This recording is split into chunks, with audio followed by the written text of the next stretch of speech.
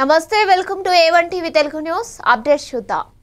Rajamahendravaram ఎన్ఆర్కేఎల్ spinning mills లో అసంఘటిత రంగ కార్మికులకు న్యాయ విజ్ఞాన సదస్సును న్యాయ సేవాధికార సంస్థ కార్యదర్శి సీనియర్ సివిల్ జడ్జ్ ఎన్ శ్రీలక్ష్మి నిర్వహించారు.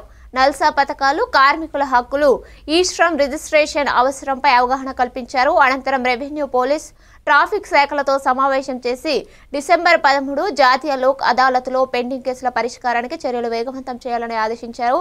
హిట్ అండ్ రన్ కేసుల్లో తక్షణ పరిహారం, రాజీకి వీలున్న కేసుల జాబితా పంపించాలని అధికారులను కోరారు.